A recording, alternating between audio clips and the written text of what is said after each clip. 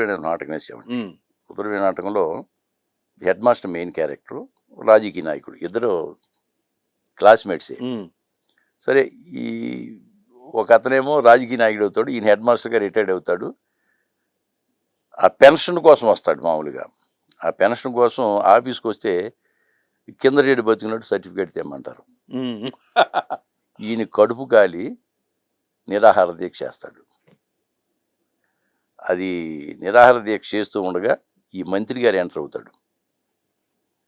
దాని మీద మాకు ఒక డైలాగ్ ఉంది, దాంట్లో కొన్ని రసాలు పలుకుతాయి. చెప్పండి, దాని ఒరిజినల్ వర్షన్ చెప్పండి డైలాగ్. ఆహా ఆహా, నేల ఈనటి జనాన్ని చూస్తూ ఉంటేనే కడుపు నిండిపోతుందయ్యా సెక్రటరీ. సార్, ఇక్కడ మీరు నేను తప్ప ఎవరు లేరు సార్. అంతమంది జనం ముందున్నట్టు ఊహ చేసుకుంటే మన పీచి బ్రహ్మాండంగా వస్తుంది. రాసుకో రాసుకో. అంత ముందు వాళ్ళు మంత్రులు అయ్యారు, వాళ్ళు దించాం, మేము మంత్రులు అయ్యాం.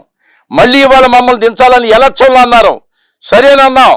ఈ మ్యాటర్ గురించి మీ అందరికీ తెలుసు. ఎమురు కొరికే సల్లు ఎండలో అన్నం నీళ్ళు లేకుండా ఇట్టనే పోయి ఉన్నాడు. ఏడు బతుకుంటే కిందటేడు బతుకున్నాడు సర్టిఫికేట్ తెమ్మని పెట్టింది రూల్ ఎవడో, నా ముందున్న మంత్రి. ఆయన్నే మళ్ళీ ఎన్నుకుంటారా? తప్పు కాదు. ఆడు కైలాసం మోగోడు చెవిటోడు పంతులు గారిని చూసి ఆడు కూడా కన్నీరు పెట్టుకుంటున్నాడు. మహాజనులారా, ఈ రూలు మార్చాలంటే ఒక్క నిమిషంలో మార్చగలను, కానీ నా ముందున్నోడు తెలివి తొక్కుతాను మీ అందరికి తెలియజెప్పాలని చెప్పి ఇంతకాలం ఊరుకున్నా. ఈసారి మీ ఓటు నాకేసి గెలిపిస్తే ఈ ఎదరు మార్చేస్తానని హామీ ఇస్తున్నాను. కొట్టనయ్యా సాపట్లో.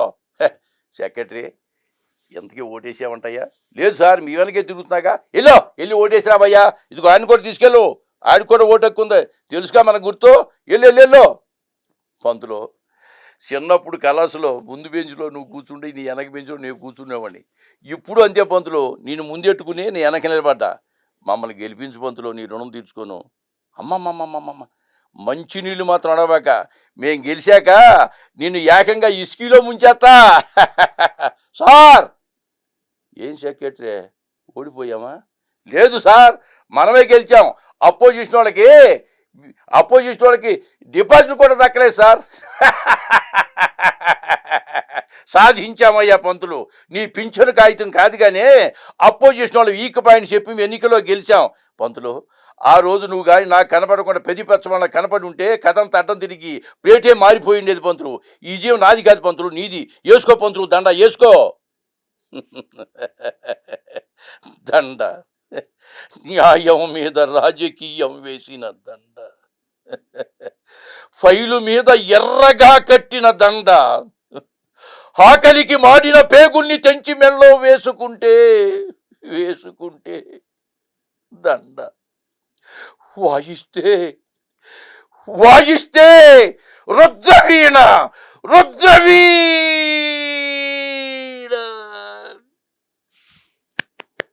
యాక్చువల్లీ మీరు సీన్ మొత్తం చెప్పారు. మా సెగ్మెంట్ ఏంటంటే ఒక సెగ్మెంట్, అదే ఇప్పుడు మా సెగ్మెంట్ ఏంటంటే ఒక్క ఛాన్స్, అంటే దాంట్లో నవరసాలకు సంబంధించిన ఎమోషన్స్ పలికించడం అనమాట. సో అలా ఏమైనా ఒక డైలాగ్ చెప్పగలుగుతారా మీరు? మీరు చెప్తే దాన్ని బట్టి ఏమన్నా చెప్పగలనేమో. సాహో సినిమాలో డైలాగ్ చెప్పండి. ఏ డైలాగ్ ఐడియా ఉందా మీకు? ఉంది, చెప్పండి. గాల్లో ఎవడైనా 6 కొట్టచ్చు, కానీ స్టేడియంలో కొట్టాలంటేనే ఒక రేంజ్ ఉండాలి. ఓకే. గాలిలో 6 ఎవడైనా కొట్టవచ్చు, కానీ స్టేడియంలో కొట్టాలంటే ఒక రేంజ్ ఉండాలి. సో దీనిని మీరు ఇప్పుడు నవరసాల్లో చెప్పాలి. చాలా పెద్ద పరీక్ష ఇది. సో మొదటి రసం శాంతరసం. గాలిలో 6 ఎవడైనా కొడతాడు, కానీ స్టేడియంలో కొట్టాలంటే ఒక రేంజ్ ఉండాలి. బాగా శాంతంగా చెప్పారు. నెక్స్ట్ అద్భుత రసం. అబ్బా, గాంధీ గారు అద్భుతంగా చెప్పారు డైలాగ్ అని మేము అనుకోవాలి. గాలిలో 6 ఎవడైనా కొడతాడు, కానీ స్టేడియంలో కొట్టడానికి ఒక రేంజ్ ఉండాలి. అద్భుతం. బీభత్స రసం. గాలిలో 6 ఎవడైనా కొడతాడు రా, స్టేడియంలో కొట్టాలంటే ఒక రేంజ్ ఉండాలి. భయానకం. భయపెట్టండి మమ్మల్ని. గాలిలో 6 ఎవడైనా కొడతాడు, కానీ స్టేడియంలో కొట్టాలంటే ఒక రేంజ్ ఉండాలి. వీరత్వం, హీరోయిజం. గాలిలో 6 ఎవడైనా కొడతాడు, కానీ స్టేడియంలో కొట్టాలంటే ఒక రేంజ్ ఉండాలి. మీకు ఇది బాగా నప్పొద్దు. నెక్స్ట్ రసం రౌద్ర రసం. గాలిలో 6 ఎవడైనా కొడతాడు, కానీ స్టేడియంలో కొట్టాలంటే ఒక రేంజ్ ఉండాలిరా. పూర్తిగా ఆపోజిట్ కరుణ రసం. గాల్లో 6 ఎవడైనా కొట్టగలడు.